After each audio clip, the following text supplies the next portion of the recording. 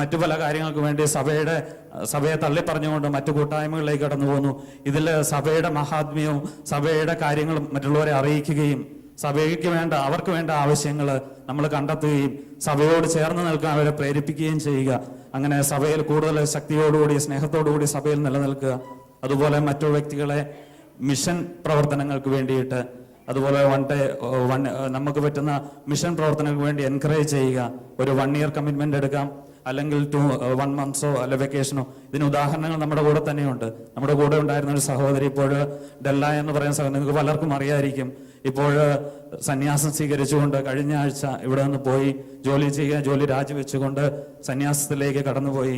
അതുപോലെ തന്നെ ബിജു എന്ന് പറയുന്ന നമ്മുടെ സഹോദരൻ, അദ്ദേഹം 1 വർഷത്തെ ഒരു മിഷൻ പ്രവർത്തനത്തിന് വേണ്ടിയിട്ട് ഭൂട്ടാനിലേക്ക് പോവുകയും അവിടെ ശുശ്രൂഷ ചെയ്യുകയും ചെയ്തു. അതുപോലെ തന്നെ നമ്മുടെ ഇവിടെ നിന്ന് ഫാമിലി ആയിട്ട് വെക്കേഷന് പോയപ്പോൾ 1 മാസത്തെ വെക്കേഷന് വേണ്ടി നോർത്ത് ഇന്ത്യയിൽ പോയ നമ്മുടെ ഒരു ഫാമിലിയുണ്ട്, ജെയിംസ് ചേട്ടനും ഫാമിലിയും. ഇവരുടെയൊക്കെ അതുപോലെ അനേകം വ്യക്തികൾ ആഗ്രഹിക്കുന്നുണ്ട്, ഇപ്പോൾ അതിനു വേണ്ടി പോകാൻ തയ്യാറെടുക്കുന്നുണ്ട്. ഇവരുടെയൊക്കെ ഈ ജീവിതത്തിലൂടെ നമുക്ക് നമ്മുടെ ജീവിതത്തിലും സാധിക്കുമെന്നുള്ള ഒരു കാഴ്ചപ്പാടാണുണ്ട്. അതുപോലെ നമ്മളിപ്പോൾ പിന്നെ കാണുന്നത് ഇവിടുത്തെ ഒരു ചലഞ്ചസ് ആണ്. പ്രത്യേകിച്ച് ഈ ഒരു രാജ്യത്ത് നമ്മൾ നിൽക്കുമ്പോൾ, സഭയോട് ചേർന്ന് നിൽക്കുമ്പോൾ, ഓരോ രാജ്യത്തും അതിൻ്റെ പ്രത്യേകതകളുണ്ട്. നമ്മൾ കാണേണ്ട നമ്മുടെ വെല്ലുവിളി പ്രധാനമായിട്ടും ഈ ഓരോ രാജ്യത്തിനും അതിൻ്റെ സ്പെഷ്യാലിറ്റികൾ. അതിനോട് നമ്മൾ തീർച്ചയായിട്ടും അധികാരികളോട് നമ്മൾ വിധേയപ്പെടേണ്ടതുണ്ട്. ആ ഒരു സ്പെഷ്യാലിറ്റി മനസ്സിലാക്കിക്കൊണ്ട് നമ്മൾ ജീവിക്കുക. അതിനെ നമ്മൾ പ്രത്യേകിച്ച് ഇന്നലെ ബ്രദർ ക്ലാസ്സിൽ പറഞ്ഞു, നമ്മുടെ കൂടെയുള്ള അയച്ചവൻ നമ്മുടെ കൂടെയുണ്ട്. അപ്പോൾ നമുക്ക് തീർച്ചയായിട്ടും വലിയ ബോധ്യത്തോടുകൂടി നമുക്ക് ശക്തിയോടുകൂടി നമുക്ക് ഈ രാജ്യത്തിൽ നമ്മുടെ ശുശ്രൂഷ മുന്നോട്ട് കൊണ്ടുപോകാൻ സാധിക്കും. അതുപോലെ തന്നെ പിന്നീട് നമ്മൾ കാണുന്ന നമ്മുടെ പ്രധാനമായ വെല്ലുവിളികൾ എന്ന് പറയുന്നത് നമ്മുടെ ഡ്യൂട്ടി ടൈമിങ്ങിലാണ്. 3 ഷിഫ്റ്റോളം ഓൾമോസ്റ്റ് ജോലി ചെയ്യുന്നവരാണ് ഓൾമോസ്റ്റ് അധികവും. പക്ഷേ നമ്മൾ ഇതിൽ പ്രയോറിറ്റൈസ് ചെയ്തുകൊണ്ട് നമ്മുടെ ഡ്യൂട്ടി ടൈമുകൾ അഡ്ജസ്റ്റ് ചെയ്താൽ പ്രത്യേകമായിട്ട് നമുക്ക് കൂട്ടായ്മകളിലും അതുപോലെ നമ്മളെ ഏൽപ്പിച്ച ഉത്തരവാദിത്തങ്ങളും നമുക്ക് വളരെ ശക്തിയോടുകൂടി പ്രവർത്തിക്കാൻ സാധിക്കും. അതുപോലെ തന്നെ പലപ്പോഴും നമ്മൾ കാണുന്ന ഒന്നാണ് നമ്മുടെ മണി ഓറിയന്റഡ് ആയിട്ടുള്ള വർക്കുകൾ, സർവീസിലോട് നമുക്കുള്ള താല്പര്യക്കുറവ്. പലപ്പോഴും നമുക്കൊരു ജോലി കിട്ടാനൊക്കെ കാണിക്കുന്ന ഒരു തീഷ്ണത ജോലി കിട്ടി കഴിയുമ്പോൾ ഉണ്ടോ എന്ന് നമുക്ക് സംശയമാണ്. ഞാനടക്കം ഓരോ വ്യക്തികളും ജോലിക്ക് വേണ്ടി എത്ര ആഗ്രഹിക്കുന്നു, എത്ര പ്രാർത്ഥിക്കുന്നു. പക്ഷെ ജോലി കിട്ടി കഴിയുമ്പോൾ നമ്മൾ പലപ്പോഴും ചിന്തിക്കും, അയ്യോ ഇത്രയൊക്കെ ആയല്ലോ. അപ്പൊ നമ്മൾ അതനുസരിച്ചുകൊണ്ട് പ്രത്യേകിച്ച് നമ്മൾ സാമ്പത്തികമായ ലക്ഷ്യങ്ങൾ നമ്മൾ വിട്ടുകളഞ്ഞുകൊണ്ട് സാമ്പത്തികമായ ലക്ഷ്യങ്ങളെക്കാൾ ഉപരിയായി ആധ്യാത്മിക ലക്ഷ്യങ്ങൾ, സർവീസ് ഓറിയന്റഡ് ആയിട്ട് ജോലി ചെയ്യാൻ നമ്മൾ ആഗ്രഹിക്കുക. പ്രത്യേകമായിട്ട് പിന്നീട് നമ്മൾ ഈ ഒരു മിനിസ്ട്രിയുടെ ആക്ടിവിറ്റീസിലേക്ക് പരിശോധിക്കുമ്പോൾ പ്രധാനമായിട്ട് കാണുന്നത് നമ്മുടെ മന്ത്ലി ഗ്യാതറിംഗ് ഉണ്ട്. എല്ലാ മാസത്തിലും ചൊവ്വാഴ്ചകളിൽ നമ്മുടെ ഗ്യാതറിങ്, അതുപോലെ തന്നെ ഇന്റർസെഷൻ മധ്യസ്ഥ പ്രാർത്ഥനകൾ അനേകർക്ക്, പ്രത്യേകിച്ച് നമ്മുടെ കൂടെയുള്ള സഹോദരങ്ങൾക്കും നമ്മളായിരിക്കുന്ന മിനിസ്ട്രികൾക്കും വേണ്ടിയിട്ട് നമ്മൾ പ്രാർത്ഥിക്കുക. അതുപോലെ തന്നെ cell groups, hostel prayer groups, ഓരോ ഹോസ്റ്റലുകളിലും അറ്റ്ലീസ്റ്റ് പ്രാർത്ഥിക്കുന്ന ഓരോ കൂട്ടായ്മകൾ ഉണ്ടായിരിക്കുക എന്നത് അതുപോലെ പല ഹോസ്റ്റലുകളും ഉണ്ട്. അതുപോലെ തന്നെ നമ്മുടെ ഓരോ ഹോസ്പിറ്റലുകളിലും നമ്മൾ 1-2 വ്യക്തികൾ ഒരുമിച്ച് ചേർന്നുകൊണ്ടുള്ള ചെറിയ സെൽ ഗ്രൂപ്പുകൾ, അതുപോലെ health awareness programme, labour camps ഒരു പ്രധാന ഒരു ആക്ടിവിറ്റീസ് ആണ്. പ്രത്യേകമായിട്ട് നമ്മുടെ ഇവിടെ ഒത്തിരിയേറെ ക്യാമ്പുകളുണ്ട്. പലർക്കും ആരോഗ്യപരമായ പല കാര്യങ്ങളെക്കുറിച്ചും കൂടുതലായിട്ടുള്ള അറിവുകളില്ല. ഞങ്ങളൊരു ക്യാമ്പുകളിൽ പോയപ്പോൾ പലപ്പോഴും വളരെയേറെ ഹൈ ഷുഗർ, ഹൈ കൊളസ്ട്രോൾ, അങ്ങനെയുള്ള ഹൈ BP ഒക്കെ ആയിട്ടുള്ള വ്യക്തികൾ പക്ഷെ മരുന്ന് പോലും മേടിക്കാൻ പോകാതെ അവരവിടെ ജോലി ചെയ്യാണ്. ഇങ്ങനെയുള്ള വ്യക്തികളെയൊക്കെ നമ്മൾ കണ്ടെത്തിക്കൊണ്ട് അവർക്ക് വേണ്ട സാഹചര്യങ്ങൾ ഒരുക്കി കൊടുക്കുക. പ്രത്യേകമായിട്ട് അവർക്ക് കൂടുതലായിട്ട് അറിവ് നമുക്കറിയാവുന്ന പകർന്നു കൊടുക്കുക. പ്രത്യേകമായിട്ട് നമ്മളാൽ സാധിക്കുന്ന സഹായങ്ങൾ ഹോസ്പിറ്റലുകളിലും ചെയ്തു കൊടുക്കുക. അല്ലെങ്കിൽ അവർക്ക് വേണ്ട മരുന്നുകൾ എത്തിച്ചു പൂർണ്ണമായിട്ടും അതിനുള്ള സ്പോൺസർഷിപ്പ് ആളുകളെ കണ്ടെത്തിക്കൊണ്ടാണ് നമ്മളത് ചെയ്യുന്നത്. അതുപോലെ തന്നെ ഇതിന്റെ പ്രധാനമായിട്ടും ഒരു കാണുന്നത് നമ്മുടെ ഒരു ആക്ടിവിറ്റി ഓരോരുത്തരെയും വ്യക്തിപരമായിട്ടുള്ള ഒരു കെയറിംഗ് ആണ്. ഓരോരുത്തർക്കും വിശ്വാസത്തിൽ വളരുവാൻ വേണ്ടിയിട്ട്, വിശ്വാസത്തിൽ അടിയുറച്ചുള്ള അതിന് ചേരുന്ന ഓരോ ഫോർമേഷൻസ് നമ്മൾ ഓരോ വ്യക്തികൾക്കും അത് ജിസ്യൂത്തിന്റെ ഇത് വെച്ച് നമ്മൾ കൊടുക്കുന്നുണ്ട്. അതിന് സാധിക്കുന്ന ഓരോ വ്യക്തികളെയും അതിനുവേണ്ടി പ്രോത്സാഹിപ്പിക്കുക. അതുപോലെ ക്രിസ്തുവിനോട് കൂടി കൂടുതലായിട്ട് ശക്തരായ ശക്തരായ വിശ്വാസികളായിട്ട് ഈ രാജ്യത്ത് വളർന്നുകൊണ്ട് ക്രിസ്തുവിന് സാക്ഷ്യം വഹിക്കുക. അങ്ങനെ നമ്മുടെ പ്രത്യേകമായിട്ട് ഇന്ന് നമ്മൾ ഈ ഒരു ധ്യാനത്തിൽ നിൽക്കുമ്പോൾ കൂടുതൽ നമ്മൾ തീരുമാനങ്ങൾ എടുത്തുകൊണ്ട് കൂടുതൽ ശക്തരായി മുന്നോട്ട് പോകാൻ സാധിക്കും. പ്രത്യേകിച്ച് ബ്രദറിൻ്റെ ഇന്നത്തെ സെഷനിലൂടെ നമ്മൾ കുറേയധികം കേൾക്കുകയുണ്ടായി.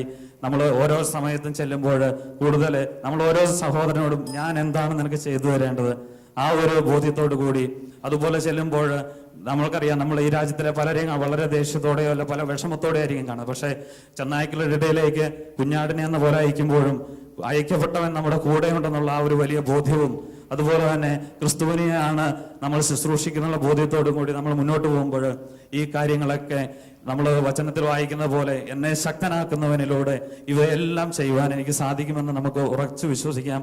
അതിനുവേണ്ടി നമുക്ക് പ്രാർത്ഥിക്കാം. ഇനിയിപ്പോൾ നമ്മൾ ആരാധനയ്ക്കായിട്ട് ഒരുങ്ങുകയാണ്. ആരാധനയ്ക്കായിട്ട് ഒരുങ്ങുമ്പോൾ നമുക്ക് ഈ അവസ്ഥകളെയൊക്കെ നമുക്ക് ഈ മിനിസ്ട്രിയും ഇതിനെയൊക്കെ നമുക്ക് സമർപ്പിച്ച് പ്രാർത്ഥിക്കാം. പരിശുദ്ധാത്മാവ് പറയുന്നതനുസരിച്ച് പരിശുദ്ധാത്മാവിന്റെ സ്വരം ശ്രവിച്ചുകൊണ്ട് നമുക്കും ഹൃദയമായിട്ട് ഈ മിനിസ്ട്രിയുടെ പങ്കാളികളായിക്കൊണ്ട് കർത്താവിന്റെ സന്നിധിയിൽ നമുക്ക് നമ്മുടെ പ്രാർത്ഥനകളെ നമുക്ക് സമർപ്പിക്കാം. ആരാധനയ്ക്കായിട്ട് നമുക്ക് ഒരുങ്ങാം. Thank you.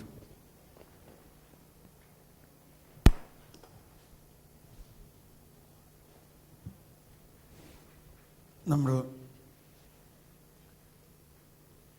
സമയം പെട്ടെന്നങ്ങ് പോയില്ലേ? നമ്മുടെയും ഇന്നത്തെയും ചിന്തകളിൽ പ്രധാനമായിട്ട് ആ ദൈവരാജ്യത്തിൻ്റെ ചിന്ത വന്നു. അതോടൊപ്പം സുവിശേഷത്തിൽ തന്നെ അല്ലെങ്കിൽ ഇന്നത്തെ വായനകളിൽ തന്നെ നമുക്ക് കിട്ടിയ വലിയൊരു രഹസ്യം ജ്ഞാനത്തെക്കുറിച്ചായിരുന്നു. കണ്ടോ? സോ പ്രൊവിഡൻഷ്യലി സോളമൻ തന്നെ മുട്ടുകുത്തി ഒരു രാജാവ് പ്രാർത്ഥിക്കും. എന്തിനു വേണ്ടി പ്രാർത്ഥിച്ചു? ജ്ഞാനത്തിന് വേണ്ടി. സോളമനേക്കാൾ തിരക്കുള്ളവരാണോ നിങ്ങൾ ഓരോരുത്തരും? പലപ്പോഴും നമ്മൾക്ക് തോന്നുന്നത് ഓരോരുത്തരും കൗൺസിലിങ്ങിനൊക്കെ വരുമ്പോൾ ഞാൻ ചോദിക്കും, പ്രശ്നങ്ങളൊക്കെ കേട്ട് കഴിയുമ്പോൾ ഞാൻ ചോദിക്കും, നിങ്ങൾ എത്ര സമയം പ്രാർത്ഥിക്കും? ഓ എന്നാ പറയാനാ, എപ്പോഴും പ്രാർത്ഥനയാന്ന് പറയും. ചിലവർ പറയും, എവിടെ സമയം ബ്രദറെ, ഡ്യൂട്ടി, ജോലി, പിള്ളേർ, ഭർത്താവ്, ഭാര്യ, ഇതെല്ലാം നോക്കിക്കഴിയുമ്പോൾ പിന്നെ എവിടെ സമയം? പെട്ടെന്നൊരു കാര്യം പറയാം. ഒരാൾ ഒരു കോടാലി കൊണ്ട് മരം മുറിച്ചുകൊണ്ടിരിക്കുക, മരം വെട്ടുകാരനാ. ഇയാൾ ഈ കോടാലി കൊണ്ട് 2-3 മണിക്കൂറായിട്ട് വെട്ടിയിട്ടും മരം മുറിയണില്ല. എന്നിട്ട് ഇയാൾ അങ്ങോട്ട് വേർത്ത്, ഇയാൾക്ക് അരിശം കയറാണ്. ഇയാൾ ആ മരത്തിനേം തെറി പറയാണ്, പോടാ പാട്ടി എന്നൊക്കെ. ഇയാൾ കോടാലിനെയും തെറി പറയാണ്. ഇത് ബഹളം കേട്ട് ഒരാൾ വന്നു, ഒരു മിനിറ്റ്, ഒരു വെല്ലിപ്പൻ അതിലെ പോകാൻ, എന്താ നിനക്ക് എന്താ പറ്റി മോനെ, എന്താ നീ ബഹളം ഉണ്ടാക്കണം? ഞാൻ 3 മണിക്കൂറായി ഇത് വെട്ടിയിട്ട് ഇത് വെട്ട് മുറിയണില്ല. അപ്പോൾ ആ വെല്ലിപ്പൻ വന്നിട്ട് പറഞ്ഞു, മോനെ ഈ കോടാലി ഒന്ന് മുറിച്ച് വെപ്പിക്ക്, ആ കോടാലിയുടെ വായ മടങ്ങിയിരിക്കണോണ്ട് അത് മുറിയാത്തത്, നീ ഇതൊന്ന് കൊണ്ടൊന്ന് മുറിച്ച് വെപ്പിച്ചേ. എനിക്കിപ്പോൾ സമയമില്ല. മനസ്സിലായോ? അങ്ങനെ മൂർച്ചയില്ലാത്ത കോടാലി കൊണ്ട് നമ്മൾ വെട്ടിയിരിക്കുകയാണ്. അപ്പോഴാണ് കർത്താവ് പറയണത്, അധ്വാനിക്കുന്നവരെ, ഭാരം ചുമക്കുന്നവരെ, നിങ്ങൾ എൻ്റെ അടുത്ത് വരിക, എൻ്റെ അടുത്ത് വരിക, എന്നിൽ നിന്ന് പഠിക്കുക. എന്താ പറഞ്ഞേ? എന്നിൽ നിന്ന് പഠിക്കുക. ഒന്നെല്ലാവരും പറഞ്ഞേ, എന്നിൽ നിന്ന് പഠിക്കുക, എൻ്റെ നുകം വഹിക്കുക. അപ്പം നമ്മൾ പ്രാർത്ഥിക്കാതെ നമുക്ക് ദൈവത്തിൻ്റെ ഈ അനുഗ്രഹം നമ്മിലേക്ക് ലഭിക്കില്ല. ദൈവത്തിൻ്റെ ജ്ഞാനവും അനുഗ്രഹവും ലഭിച്ചു കഴിയുമ്പോൾ ദൈവം തന്നെ നമുക്ക് വഴി നടത്തുന്ന ഒരു അനുഭവത്തിലേക്ക് ലെറ്റ്സ് കം കൊണ്ടുവരാം. നമുക്ക് എഴുന്നേറ്റ് നിന്ന് എഴുന്നള്ളുന്നു രാജാവ് എഴുന്നള്ളുന്നു എന്ന ഈ ഗാനം ആലപിച്ചുകൊണ്ട്, ഇസ് ദാറ്റ് റൈറ്റ്? അത് വേറെ എന്തെങ്കിലും എഴുന്നള്ളുന്നു വേറെ പാടണോ? Okay, as you like. നമ്മൾ കർത്താവിനെ നമ്മുടെ മധ്യത്തിലേക്ക് സ്വാഗതം ചെയ്യുന്നു. ഈ സമയത്ത് നമ്മൾ നേരത്തെ പരിശുദ്ധാത്മാവിന്റെ വരദാനങ്ങൾക്ക് വേണ്ടി പ്രാർത്ഥിച്ച് ജ്വലിച്ചു. മേ ബി ഇപ്പം ആത്മാവ് പ്രേരിപ്പിക്കുകയാണെങ്കിൽ വീണ്ടും ഈ ആരാധനയുടെ മധ്യത്തിൽ നമ്മളത് ചെയ്യാം. നിങ്ങളുടെ മാനസികവും ആന്തരികവുമായ മേഖലകൾക്ക് വേണ്ടി പ്രാർത്ഥിക്കാം.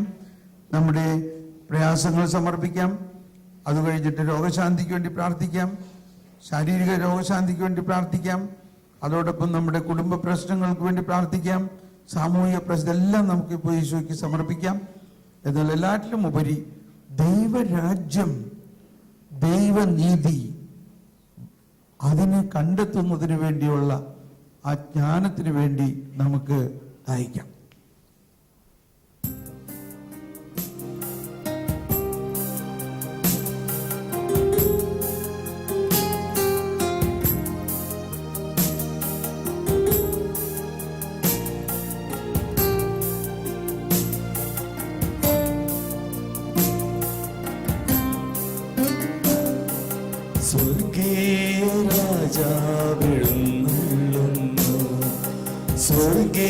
സ്വർഗീയവൃന്ദങ്ങൾ അണിചേരുന്നു തിരുവോസ്തിയിൽ കൂദാശയിൽ ജീവന്റെ നാദമെഴുന്നള്ളുന്നു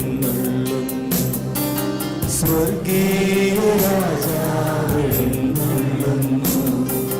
സ്വർഗീയവൃന്ദങ്ങൾ അണിചേരുന്നു തിരുവോസ്തിയിൽ കൂദാശയിൽ ജീവന്റെ നാദമെഴുന്നള്ളുന്നു ഭക്ത്യാവണങ്ങിടുവിൻ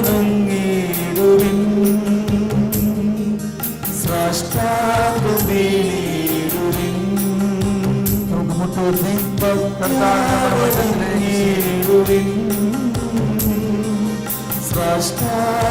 സാഷ്ടാംഗമേടുവിൻ ജീവന്റെ ആത്മാവിൻ ഭോജനം ഈശോ എഴുന്നള്ളുന്നു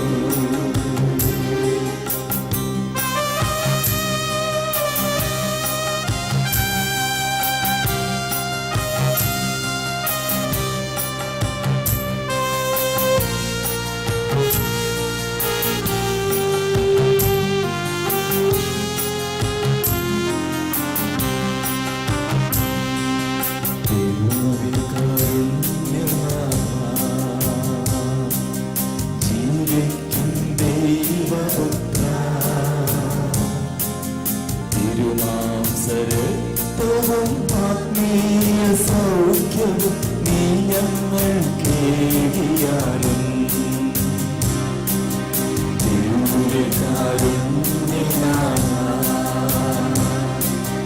ജീവിക്കും ദൈവപുത്ര തിരുമാംസരക്തവും ആത്മീയ സൗഖ്യവും നീ ഞങ്ങൾ കേടിയാലും ഭക്ത്യാവണങ്ങിടുവിൻ സാഷ്ടാംഗമേടുവിൻ ഭക്ത്യാവണങ്ങിടുവിൻ സാഷ്ടാംഗമേടുവിൻ ജീവന്റെ ആത്മാവിൻ ഭോജനം ഈശോ എഴുന്നള്ളുന്നു ഭക്ത്യാവണങ്ങിടുവിൻ സാഷ്ടാംഗമേടുവിൻ ജീവന്റെ ആത്മാവിൻ ഭോജനം ഈശോ എഴുന്നള്ളുന്നു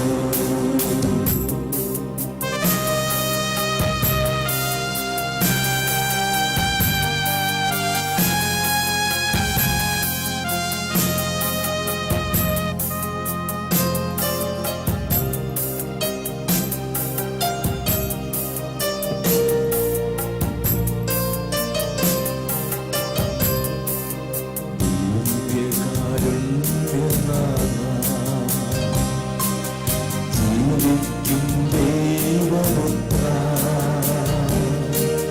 വറ്റാത്ത സ്നേഹമായി സ്വർഗീയമന്ദയം ഞങ്ങളിൽ ജീവിച്ചാലും ദിവ്യകാരുണ്യനാഥ ജീവിക്കും ദൈവപുത്ര വറ്റാത്ത സ്നേഹമായി സ്വർഗീയമന്ദയം ഞങ്ങളിൽ ജീവിച്ചാലും ഭക്ത്യാവണങ്ങിടുവിൻ സാഷ്ടാംഗമേടുവിൻ ഭക്ത്യാവണങ്ങിടുവിൻ സാഷ്ടാംഗമേടുവിൻ ജീവന്റെ ആത്മാവിൻ ഭോജനം ഈശോ എഴുന്നള്ളുന്നു ഭക്ത്യാവണങ്ങിടുവിൻ സാഷ്ടാംഗമേടുവിൻ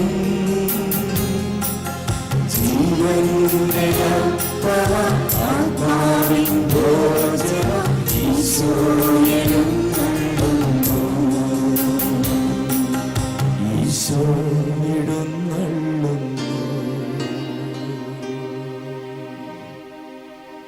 ഈശോ എഴുന്നള്ളി വിശുദ്ധ കുർബാനയിലൂടെ നമ്മുടെ ഉള്ളിൽ വന്നു നിറഞ്ഞിരിക്കുന്നു. അതോടൊപ്പം ഇതാ നമ്മുടെ മുൻപിൽ എഴുന്നള്ളിയിരിക്കുന്നു സർവാധിപനായ കർത്താവാണ്. വിശ്വസിക്കുക. ദ ഇൻഫിനിറ്റ് ഗാഡ്, ഇൻഫിനിറ്റ് ഗാഡിന്റെ ഒരു പോർഷനായ കടുകുമണി നമ്മളിൽ ഉണ്ട്. ആ ദൈവം നമ്മോട് കൂടെ. ആ ദൈവവുമായിട്ട് പൂർണ്ണമായി ഐക്യപ്പെടുന്നതിന് ഒരു പ്രധാന ഘടകം ഈശോ പറഞ്ഞത്, എൻ്റെ ശിഷ്യനാകാൻ ആഗ്രഹിക്കുന്നവൻ സ്വയം പരിത്യജിച്ച് സ്വന്തം കുരിശുമെടുത്ത് എൻ്റെ പിന്നാലെ വരിക. ടേക്ക് അപ്പ് എന്ന് പറയുമ്പോൾ തന്നെ കുരിശുകളും പീഡകളും വേദനകളും യേശുവിൻ്റെ വേദനയുടെ ഒരു ഭാഗമാണെന്നുള്ള വിശ്വാസത്തോടെ എടുക്കാനാണ്. അതിൻ്റെ ഒരു അടയാളമായിട്ട് നമുക്ക് കൈ വിരിച്ചു പിടിച്ച് ആ കുരിശിൽ തറച്ചിരിക്കുന്ന ഈശോയുടെ വേദനയെ ഒന്ന് ഉൾക്കൊള്ളുക. ശരിക്കും വിരിച്ചു പിടിച്ച് ഈശോയെ സങ്കീർത്തനത്തിൽ 22:17 പറയുന്നുണ്ട്, അവന്റെ കൈകാലുകൾ അവർ തുളച്ചു. ആ വചനം പൂർത്തിയാക്കിക്കൊണ്ട് ഈശോയുടെ കൈകാലുകളിൽ അവർ ആണിയടിക്കുമ്പോൾ ഈശോ ചിന്തിച്ചത് മുഴുവനും ആ വചനം പൂർത്തിയായിരിക്കുന്നു. ലോകത്തിന്റെ മുഴുവൻ പാപത്തിന് വേണ്ടി പാപം ഈശോ പരിഹരിച്ചു കഴിഞ്ഞു. പക്ഷെ അതിനുവേണ്ടി ഈശോ വില കൊടുത്തു. ഈശോയുടെ ജീവൻ കൊടുത്തു എന്ന് മാത്രമല്ല, അതിദാരുണമായ രീതിയിൽ വേദനിച്ചുകൊണ്ട്. അവൻ വേദനിക്കണം എന്നത് അവിടുത്തെ ഹിതമായിരുന്നു. അവിടുന്നാണ് അവനെ വേദനിക്കാൻ വിട്ടുകൊടുത്തത്. ആ ഈശോയുടെ ഒരു ശാഖയാണ് നമ്മൾ. ക്രിസ്തുവിൽ വിശ്വസിക്കാൻ വേണ്ടി മാത്രമല്ല, അവിടത്തോടൊപ്പം സഹിക്കാൻ കൂടിയുള്ള വരമാണ് നമുക്ക് ലഭിച്ചിരിക്കുന്നത്. എന്നാൽ ഈ സഹനം നമ്മുടെ ഉള്ളിലുണ്ട്. ഈ കുരിശ് നമ്മളിലുണ്ട്.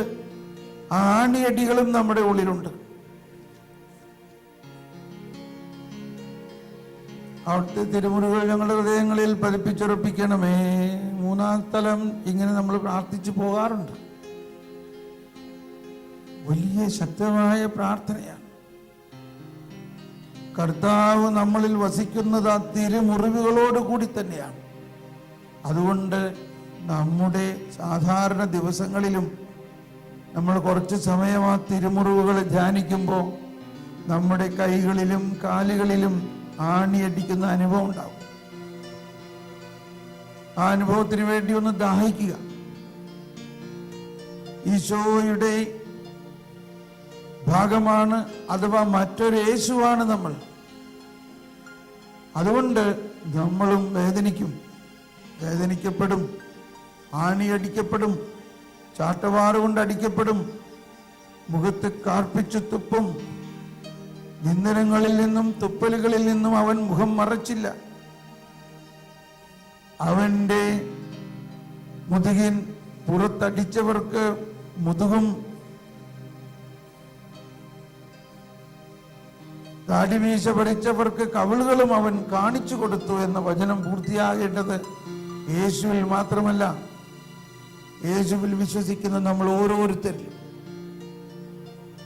കൈപൂർണമായി വേദനിപ്പിച്ചുകൊണ്ട് നമുക്കൊന്ന് വേദനിക്കാം. അങ്ങനെ വിരിച്ചു പിടിക്കുമ്പോഴുള്ള ആ വേദന ഉൾക്കൊണ്ടുകൊണ്ട്, ഈശോയെ, എൻ്റെ ജീവിതത്തിലുള്ള എല്ലാ വേദനകളും എല്ലാ സഹനങ്ങളും സ്വീകരിച്ചുകൊണ്ട് അത് അങ്ങയുടെ വേദനയോട് ചേർത്ത് വെച്ചുകൊണ്ട് നമുക്കൊന്ന് കരഞ്ഞ് സ്തുതിച്ച് പ്രാർത്ഥിക്കാം. ദൈവമേ, ഞങ്ങളുടെ എല്ലാ വേദനകളും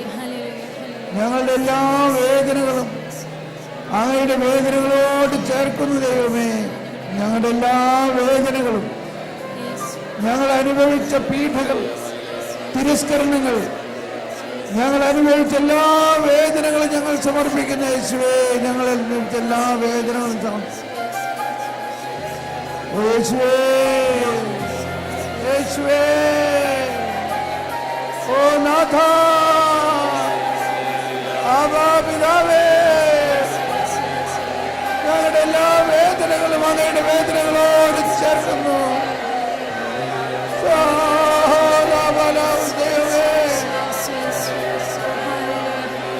അവന്റെ ക്ഷതങ്ങളാൽ നാം സൗഖ്യമാക്കപ്പെട്ടു.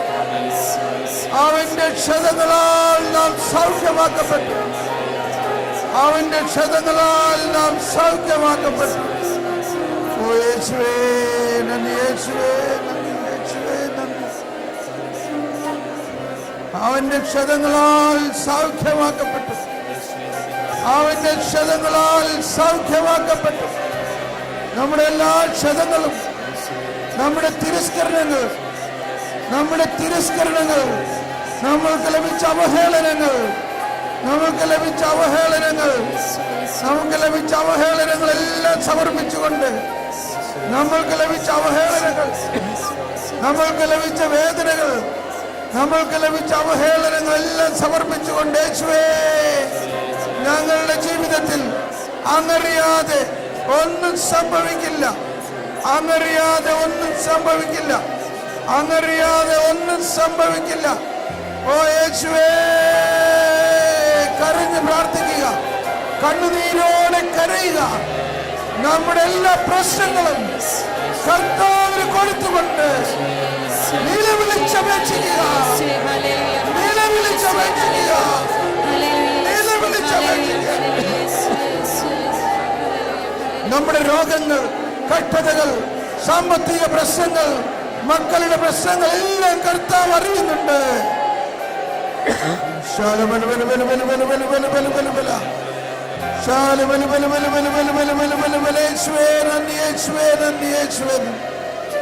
യേശുവേ തൊടണമേ, യേശുവേ തൊടണമേ.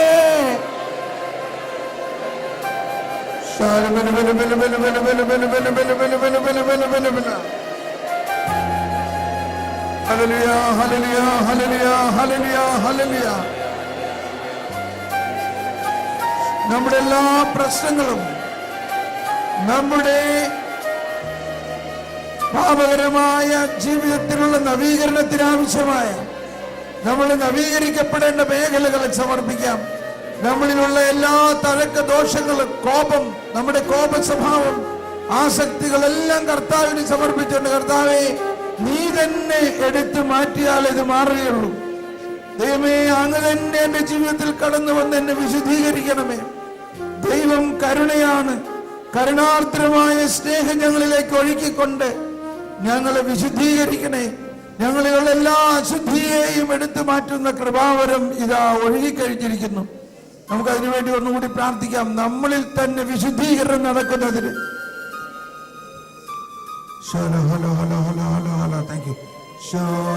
എന്താണ്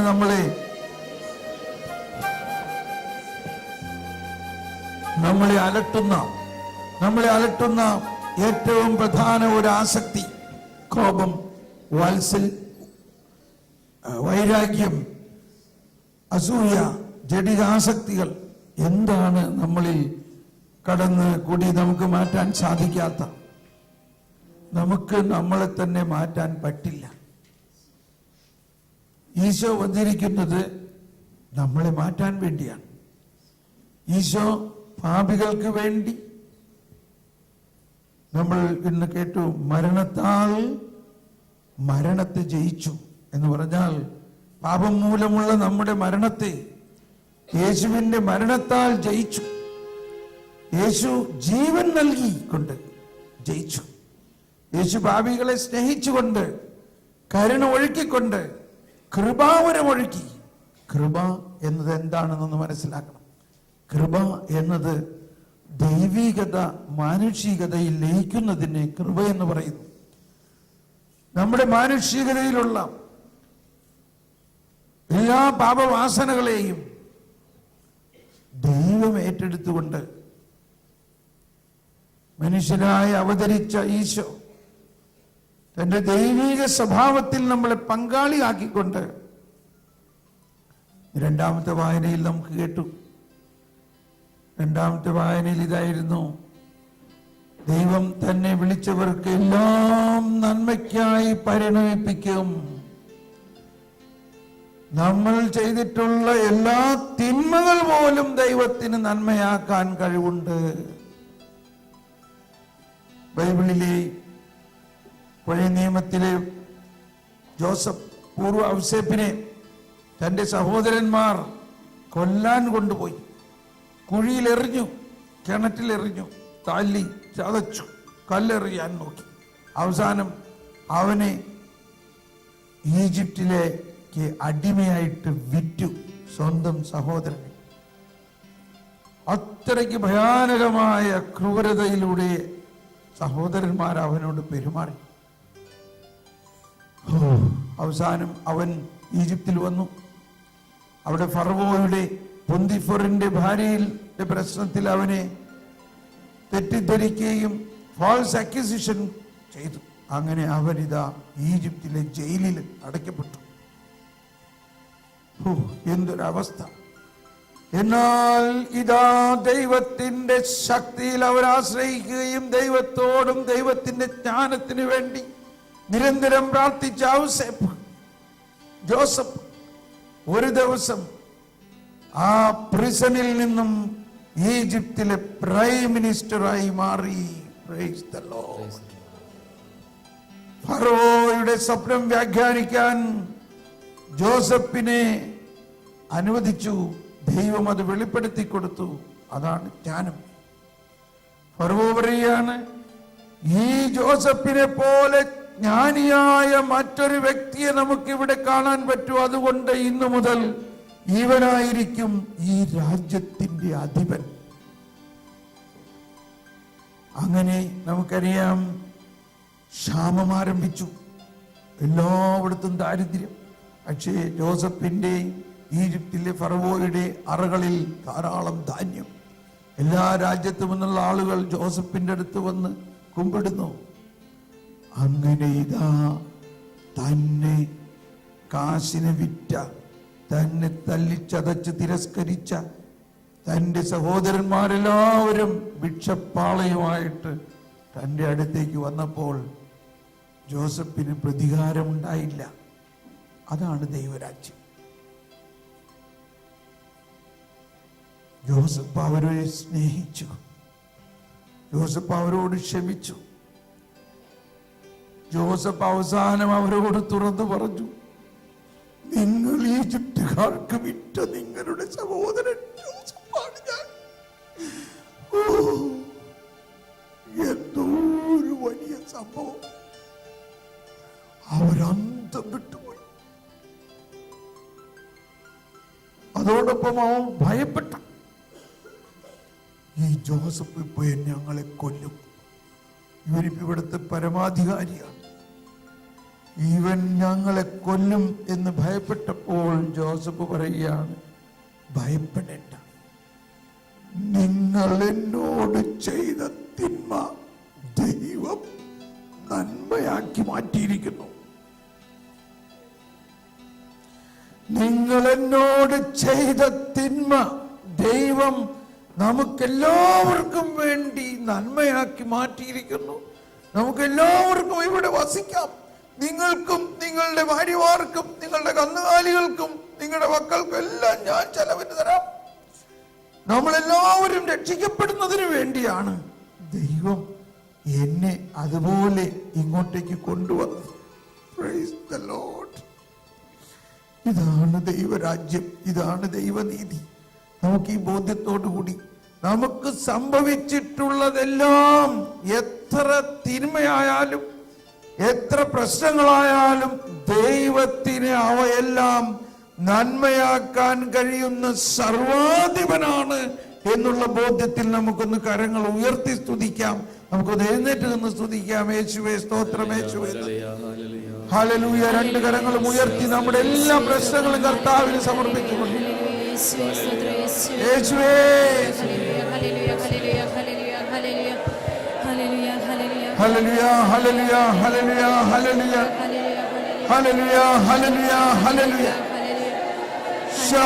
നമ്മുടെ എല്ലാ പ്രശ്നങ്ങളും അവ എന്ത് തന്നെ ആയിക്കൊള്ളട്ടെ, നമ്മുടെ തെറ്റുതായാലും, നമ്മൾ ചെയ്ത തെറ്റുകളും നമ്മൾ ചെയ്ത തിന്മകളും നമ്മൾ ചെയ്ത മോശത്തരങ്ങളും എല്ലാം കർത്താവിന് സമർപ്പിച്ചുകൊണ്ട്, ദൈവമേ അങ്ങ് തിന്മയിൽ നിന്ന് നന്മയുണ്ടാക്കാൻ ശക്തനാണ്. ഞങ്ങളുടെ സകല തിന്മകളും നന്മയാക്കി മാറ്റുന്ന അങ്ങയുടെ ശക്തിയിൽ വിശ്വസിക്കുന്ന കർത്താവേ,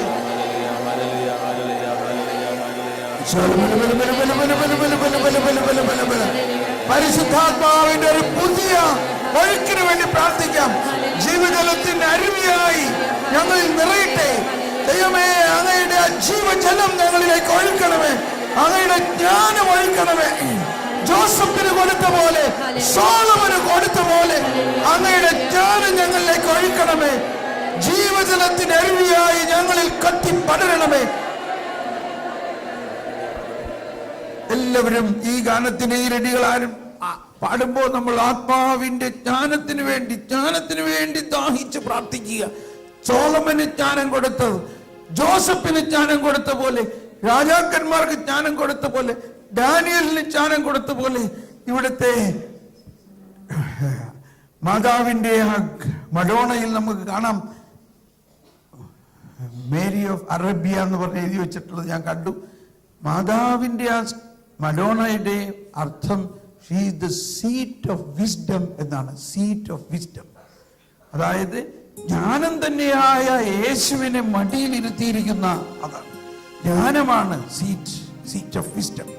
നമുക്ക് ആ മാതാവിന്റെ മധ്യസ്ഥം എടുത്തുകൊണ്ട്, സ്വർഗത്തിലെ റാണിയാണെന്ന് മാതാവ്, സ്വർഗീയ രഹസ്യങ്ങൾ മുഴുവനും നമുക്ക് നമ്മുടെ അമ്മ വെളിപ്പെടുത്തി തരും.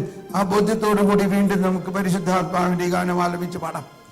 ജീവജലത്തിൻ അരുവിയായി നിറഞ്ഞ കവിഞ്ഞു, കൈയടിച്ച് ജീവജലത്തിൻ അരുവി ശബ്ദമുയർത്തി കവിഞ്ഞൊഴുകണമേ. സ്നേഹാഗ്നിജ്വാലയ എന്നിൽ കത്തിപ്പടരണമേ. സ്നേഹാഗ്നിജ്വാലയ എന്നിൽ കത്തിപ്പടരണമേ. ജീവജലത്തിൻ അരുവിയ നിറഞ്ഞു കവിഞ്ഞൊഴുകണമേ. ജീവജലത്തിൻ അരുവിയ നിറഞ്ഞു കവിഞ്ഞൊഴുകണമേ. സ്നേഹാഗ്നിജ്വാലയ എന്നിൽ കത്തിപ്പടരണമേ. സ്നേഹാഗ്നിജ്വാലയ എന്നിൽ കത്തിപ്പടരണമേ.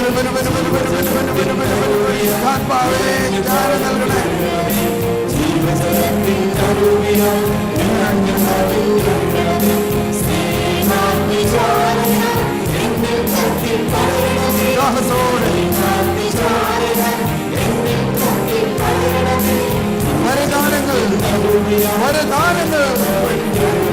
വരദാനങ്ങൾ അഭിഷേകമാണ്.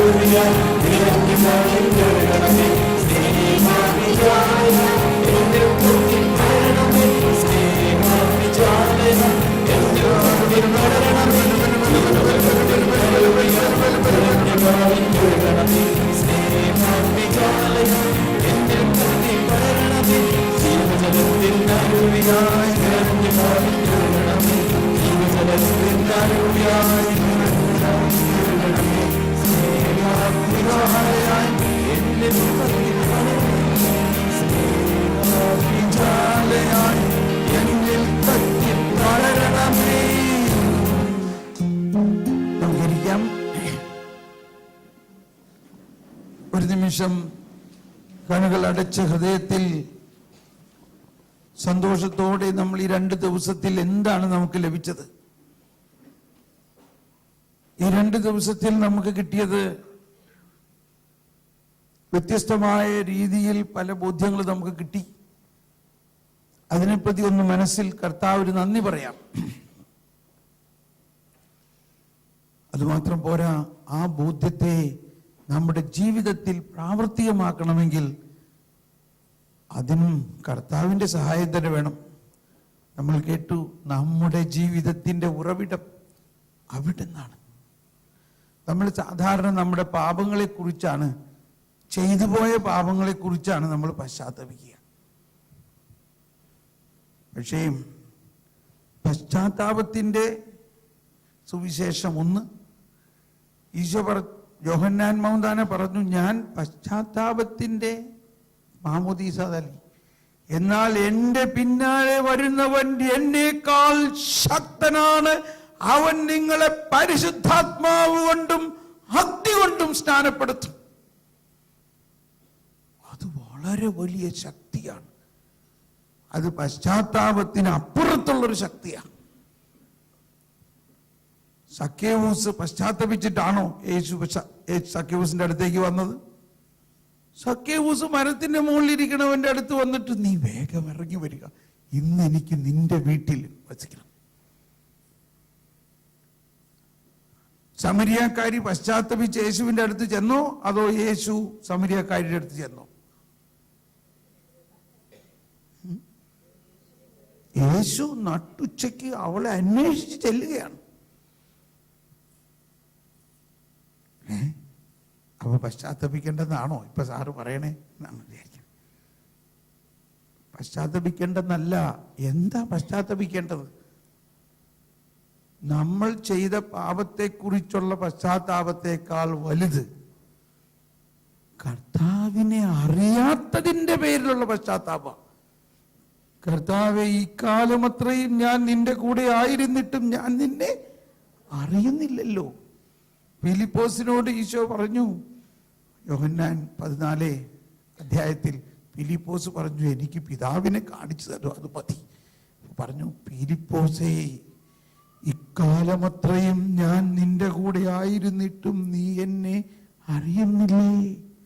അത് പറഞ്ഞ എല്ലാവരും നിങ്ങളുടെ ഓരോരുത്തരുടെയും പേര് പറയണം. തോമസ് പോളെ, ഇക്കാലമത്രയും ഞാൻ നിന്റെ കൂടെ ആയിരുന്നിട്ടും നീ എന്നെ